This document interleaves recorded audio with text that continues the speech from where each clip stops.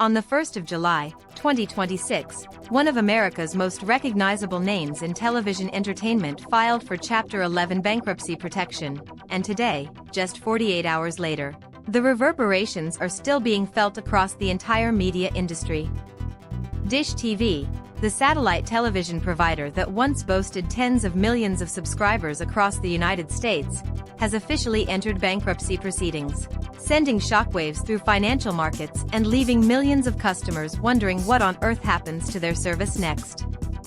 This is not the story of a slow, graceful decline. This is a dramatic and sudden collapse of a company that, at its peak, was one of the most powerful players in the global pay television business.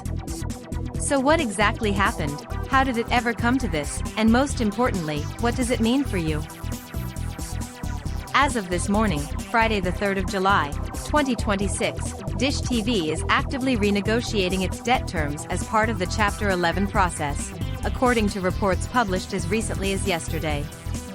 Chapter 11 is what is commonly referred to as a reorganization bankruptcy.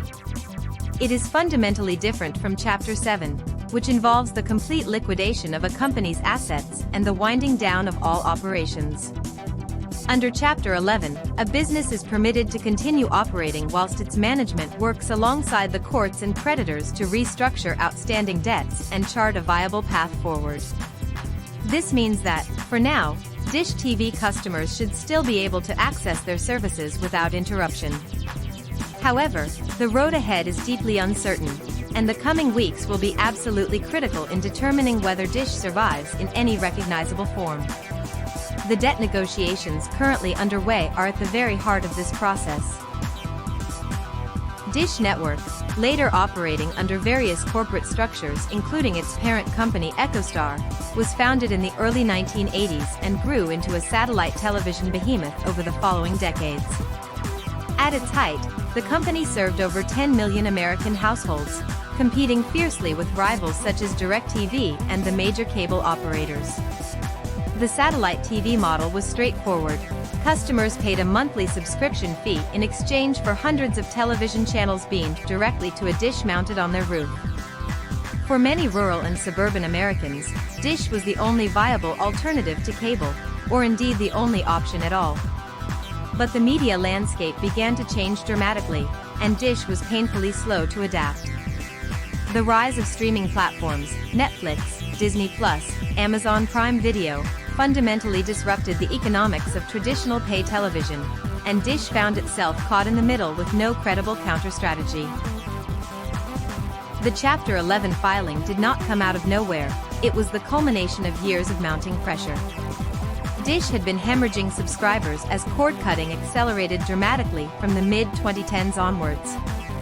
Millions of American households canceled their satellite and cable subscriptions in favor of cheaper, more flexible streaming services, and Dish's revenue base steadily eroded. The company was simultaneously carrying a substantial debt load that analysts had long flagged as unsustainable.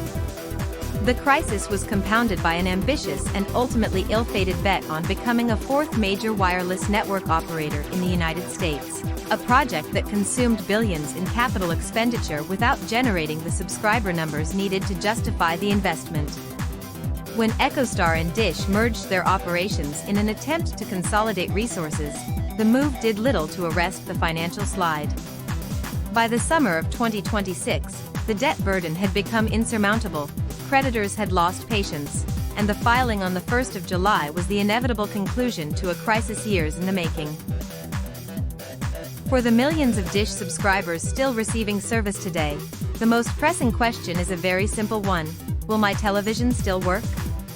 In the short term, the answer is almost certainly yes. Under Chapter 11 protection, a company's day-to-day operations typically continue whilst management works with the courts and its creditors to restructure the business. Supplier agreements and service contracts are reviewed, debts are renegotiated, which is precisely what confirmed reports show happening right now, as of the 3rd of July, and the company attempts to emerge leaner and more financially stable on the other side. For investors, however, the picture is considerably grimmer. Shareholders in a company that files for Chapter 11 frequently find their equity wiped out entirely. as creditors are given legal priority in any restructuring arrangement. Bondholders and institutional lenders will be watching every development in the debt renegotiation process extremely closely over the coming days. The scale of this bankruptcy should not be underestimated in human terms. Dish has employed thousands of workers across its operations, from customer service representatives and field engineers to retail staff and logistics personnel, and bankruptcy proceedings frequently trigger significant redundancies as cost-cutting becomes an immediate priority. For customers, particularly those in rural areas who relied on Dish because no viable broadband connection or streaming alternative was available to them, the prospect of service disruption is a genuine and serious concern. It is also worth noting that Dish holds contracts with a range of television networks and sports rights holders, and the renegotiation of those agreements under bankruptcy protection could affect which channels remain available in the near term. The wider advertising market will feel the impact as well, since Dish represented a meaningful platform for reaching demographic groups that remain considerably less likely to use streaming services. Dish's bankruptcy is not occurring in isolation. It is the most dramatic symptom yet of a terminal decline afflicting the entire traditional pay television sector. Satellite and cable TV providers across the developed world have been losing subscribers at an accelerating rate as consumers migrate to on-demand streaming. The economics are simply brutal. Maintaining a satellite fleet, a ground-based infrastructure, and the workforce required to support millions of physical Dish installations is enormously expensive. Yet revenue per subscriber has been falling year on year as competition from streaming platforms intensifies. In the United States, the number of traditional pay television subscribers has dropped by tens of millions over the past decade, and industry analysts project that decline will continue regardless of what ultimately happens to Dish. The satellite television industry, as it existed and dominated for 30 years, is now in the final stages of a structural collapse that no single company can reverse. The immediate priority for Dish's management and its court-appointed restructuring advisors will be to stabilize the business and present a credible reorganization plan to the bankruptcy court. Debt renegotiations are already well underway, as confirmed by reports published on the 2nd of July. From this point, there are broadly three possible outcomes. First, Dish could successfully restructure its debts, emerging as a much smaller and leaner business with a sustainable financial footing. Second, it could be acquired, in whole or in part, by a strategic buyer, potentially a rival operator or a technology company seeking access to Dish's highly valuable wireless spectrum licenses, which analysts consider among the most attractive assets the business possesses. Third, and most dramatically, if the reorganization effort fails to secure creditor agreement, the process could convert to a Chapter 7 liquidation, effectively ending Dish as an operating entity. Expect significant and fast-moving developments over the next 30 to 60 days. Dish TV's Chapter 11 filing on the 1st of July, 2026 is far more than just a corporate bankruptcy story. It is a landmark moment in the history of television itself. It signals, as clearly as anything could, that the era of satellite and cable as the dominant mechanism for delivering television content to people's homes is drawing irreversibly to a close.